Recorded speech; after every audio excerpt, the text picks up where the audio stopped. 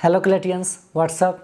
आई hope कि आपको पता होगा कि क्लैट 2020 के लिए क्लैट कंसोर्टियम ने थर्ड सैंपल रिलीज किया है। तो इस थर्ड सैंपल पेपर को प्रॉपरली एनालाइज करना बहुत ज़रूरी है ताकि हमारे आगे का जो प्रिपरेशन है वो सही तरीके से चल सके। और जो भी थर्ड सैंपल में चीज़ें बदली गई होंगी उसके अकॉर्डिंग आपको भी अपने प्रिपरेशन के स्ट्रैटेजी में कुछ चेंजेस करने पड़ सकते हैं। So first of all, if you are new on my channel, please subscribe this and press bell icon to get important notifications. And now start our today's discussion on CLAT 2020 sample paper 3। Actually आपके screen पे दिख रहा होगा कि ये जो sample paper third sample paper है इसको हम लोगों ने कंपाइल किया है और मैं आपको प्रॉपरली एनालाइज करके बताता हूँ कि किस तरीके से क्वेश्चन पूछे गए हैं और कौन कौन से टॉपिक कवर किए गए हैं किस किस सब्जेक्ट में। तो सबसे पहले हम लोग डिस्कस कर लेते हैं इंग्लिश के टॉपिक को। तो इंग्लिश के टॉपिक में जो इस बार का सैम्पल पेपर है थर्ड सैम्पल पेपर, उसमें मुझे बहुत ज़्यादा कुछ चेंजेस देखने को नहीं मिले हैं। यानी कि जिस तरीके से सैंपल पेपर 2 और सैंपल पेपर 1 में क्वेश्चन कवर किए गए थे, ठीक उसी तरीके से सैंपल पेपर 3 में भी इंग्लिश को कवर किया गया है। हाँ, सैंपल पेपर 1 और सैंपल पेपर 2 में कुछ डिफरेंसेज आए थे जो मैंने आपको प्रॉपरली बताया भी था। अगर आप उस वीडियो को नहीं देखा है तो डिस्क्रिप्शन में पिछले वीडियो का लिंक अवेलेबल है, आप उसे एक बार देख लें ताकि आपको पता चल जाए कि फर्स्ट और सेकेंड सैंपल में क्या डिफरेंसेज हुए थे। अगर मैं सेकंड सैंपल से थर्ड सैंपल को कंपेयर करूं तो इंग्लिश वाले सेक्शन में कोई खास चेंजेस देखने को नहीं मिल रहे हैं। इसमें भी आपको जो बेसिक पैसेज हैं न्यूज़पेपर का आर्टिकल या किसी मैगजीन का आर्टिकल उसको ही कंसीडर किया गया है और इसके साथ ही साथ जो कुछ ग्रामेटिकल क्वेश्चन भी ऐड किए गए हैं। थर्ड सैंपल का जो इंग्लिश का पेपर है उसमें 5 पैसेज कवर किए गए हैं और ये पांचों पैसेज या तो कोई आर्टिकल है या किसी बुक का एक आर्टिकल कंसीडर किया गया है। And after that next topic जो कवर किया गया है इसमें वो है करंट अफेयर्स का। तो करंट अफेयर्स के टॉपिक में कौन कौन से टॉपिक को कवर किया गया है वो जानना थोड़ा हमारे लिए इम्पोर्टेंट है। जैसा कि मैंने आपको पहले भी बताया था कि इस बार का जो करंट अफेयर्स होने वाला है वो सिंगल क्वेश्चन पे तो बेस्ड होगा नहीं, आपको उन सभी टॉपिक को देखना जरूरी है जिससे मैक्सिमम क्वेश्चन यानी कि 2, 3, 4 क्वेश्चन कम से कम पूछे जा सकते हैं। वैसे टॉपिक को आपको अच्छे से देखना चाहिए। हमने करंट अफेयर्स के प्रिपरेशन के लिए भी एक वीडियो लेक्चर बनाया था, आप उसे एक बार देख लें, उसका भी डिस्क्रिप्शन बॉक्स में लिंक अवेलेबल है। उसमें मैंने आपको प्रॉपरली बताया था कि किस तरीके से आप कवर करेंगे करंट अफेयर्स को और किस किस सेक्टर से करंट अफेयर्स के क्वेश्चन पूछे जा सकते हैं। थर्ड सैंपल को जब आप एनालाइज करेंगे तो इसमें इंटरनेशनल अफेयर वाले क्वेश्चंस अच्छे खासे आएंगे। सबसे पहला जो पैसेज यूज किया गया है वो इंटरनेशनल अफेयर से ही रिलेटेड है। जो आप 6th पैसेज ये वाला जो आप देख रहे हैं इसमें आपको इंटरनेशनल टॉपिक अवेलेबल है और उसी से क्वेश्चन दिया गया है। इसके अलावा करंट अफेयर्स के लिए मैंने आपको कहा था कि लीगल टॉपिक पे भी आपको ध्यान देना पड़ेगा, यानी कि सुप्रीम कोर्ट में क्या हो रहा है या अलग अलग हाई कोर्ट में क्या हो रहा है, इस पे आपको ध्यान देने की ज़रूरत है। इसके साथ साथ पार्लियामेंट में कौन कौन से बिल और अमेंडमेंट पास हो रहे हैं उस पर भी आपको ध्यान देने की ज़रूरत है। तो ये जो आप 7वां जो पैसेज देख रहे हैं तो ये करंट अफेयर्स का सुप्रीम कोर्ट से ही रिलेटेड है। तो इसको भी आपको एक बार इसके लिए मैंने प्रॉपरली डिस्कस भी किया था और बताया भी था कि किस तरीके से इसका प्रिपरेशन करेंगे। तो ये भी आपके जो 7th पैसेज हैं और ये करंट अफेयर्स से रिलेटेड है और इसमें लीगल टॉपिक पे बेस्ड करंट अफेयर्स हैं। आपको लीगल टर्म को अच्छे से यूज करना है, लीगल टॉपिक पे जो भी करंट अफेयर्स होते हैं उस पर आपको नज़र बनाकर रखनी है। इसके अलावा करंट अफेयर्स में एक इकोनॉमी पे भी बेस्ड पैसेज है और ये इकोनॉमिक पैसेज इकोनॉमिक टाइम्स के वेबसाइट से लिया गया है।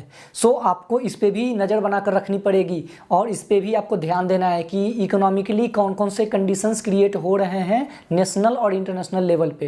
एंड वंस अगेन जो 9th पैसेज आपके करंट अफेयर्स में अवेलेबल है वो भी आपके जुडिशियल सिस्टम से ही रिलेटेड है, यानी कि लीगल सिस्टम से ही रिलेटेड है। तो आप देख रहे हैं कि करंट अफेयर्स में लीगल सिस्टम यानी कि जुडिशियल सिस्टम और पार्लियामेंट्री सिस्टम से बहुत ज़्यादा पैसेज, मैक्सिमम पैसेज आई होप कि उससे होने वाले हैं।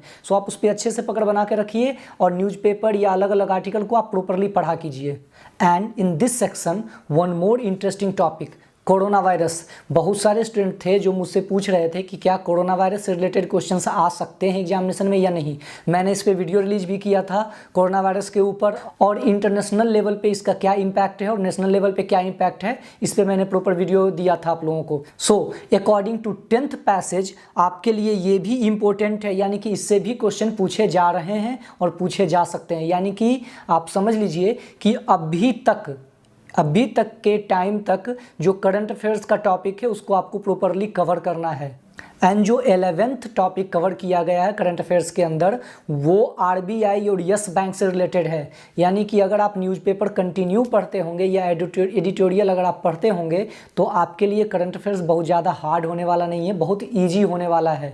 तो आपने जब सेकेंड सैम्पल को देखा होगा तो उसमें भी, और जब आप थर्ड सैम्पल को देख रहे हैं तो इसमें भी, दोनों में करंट अफेयर्स को ज़्यादा क्रिटिकल नहीं किया गया है, इसमें थोड़ा ईजी रखा गया। यानी कि आप अगर कंटिन्यू फोकस बना कर रखते हैं सिर्फ न्यूज़पेपर पे, एडिटोरियल पे, तो करंट अफेयर्स में आप मैक्सिमम मार्क्स अराइज कर सकते हैं।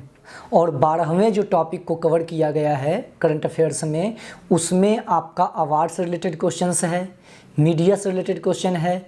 तो इन सब चीज़ों पे भी आपको प्रॉपरली फोकस करना पड़ेगा, आप किसी भी चीज़ को इग्नोर नहीं कर सकते हैं। मतलब करंट अफेयर्स के लिए मैं बार बार बोल रहा हूँ, अगर आप मैगजीन या न्यूज़पेपर पे कंटिन्यू फोकस बनाए हुए हैं तो आपका करंट अफेयर्स बहुत ही आसान होने वाला है, आपको घबराने की कोई ज़रूरत नहीं है, आप मैक्सिमम मार्क्स ले सकते हैं इसमें। और अब आज का सबसे इम्पोर्टेंट टॉपिक, लीगल रीजनिंग या लीगल एप्टीट्यूड।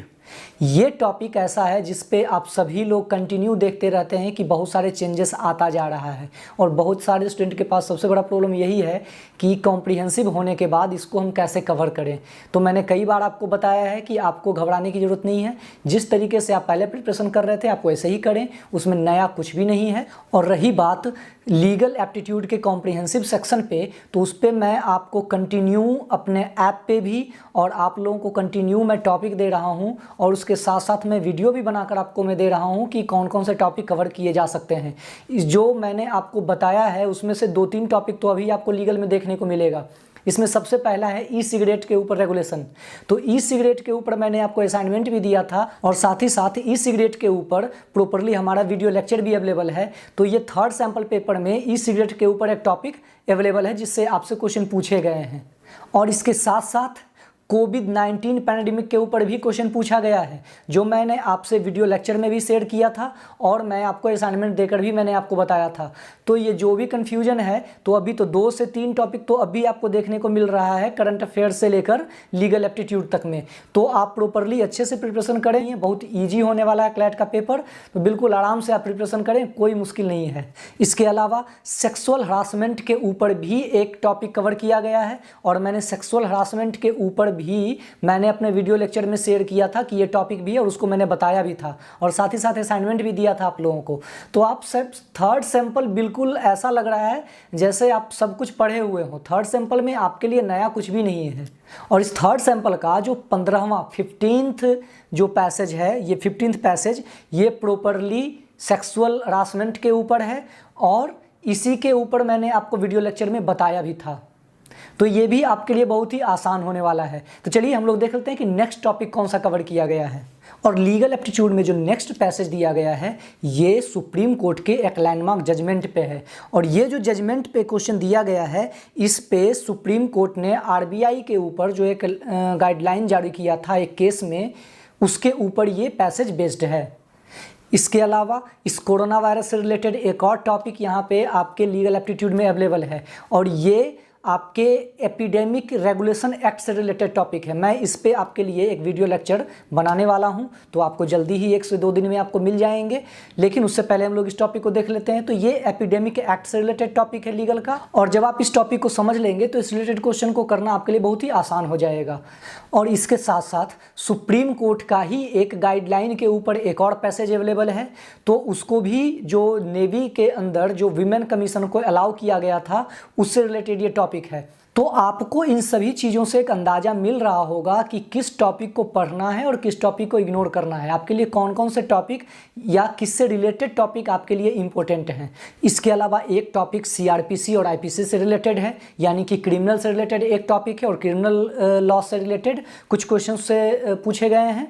और इसके अलावा एक टॉपिक में फंडामेंटल राइट्स से रिलेटेड क्वेश्चन पूछा गया है, यानी कि हाउसिंग डिस्क्रिमिनेशन से रिलेटेड क्वेश्चन पूछे गए हैं जो आपके रेस, कास्ट, क्रीड इन सब चीज़ों के बेसिस पे होता है या हो सकता है या हो रहा है। इसके अलावा रीजनिंग के टॉपिक में बहुत ज़्यादा कुछ नया नहीं है, बिल्कुल ही जैसे पहले पूछा जाता था उस तरीके से स्टेटमेंट, कंक्लूजन और एजम्पशन से रिलेटेड कुछ क्वेश्चन है। सबसे ज़्यादा आपके कंक्लूजन से रिलेटेड क्वेश्चन है, तो बिल्कुल इजी होने वाला है। बिल्कुल रीजनिंग तो बहुत आसान है, आपको कुछ भी सोचने की ज़रूरत नहीं है। आप जैसे पढ़ रहे थे अच्छे से आप पढ़ाई करते रहिए। और रही बात मैथमेटिक्स टॉपिक की, तो मैथमेटिक्स में कुछ क्वेश्चन 2, 3, 4 क्वेश्चन आपके जो नॉर्मल मैथमेटिक्स हैं कैलकुलेशन वाले वो अवेलेबल है। और इसके अलावा जो मैक्सिमम क्वेश्चन है मैथमेटिक्स का वो डेटा इंटरप्रिटेशन से रिलेटेड है। तो ओवरऑल अगर आपको कहा जाए तो सीधी सी बात है, मैथमेटिक्स में आपके लिए डेटा इंटरप्रिटेशन ही सबसे ज़्यादा इंपॉर्टेंट है और वो मैथमेटिक्स का सबसे इजी टॉपिक है। यानी कि इस बार का मैथमेटिक्स उन बच्चों के लिए सबसे ज़्यादा अच्छा होने वाला है जो मैथ बैकग्राउंड से नहीं रहे हैं।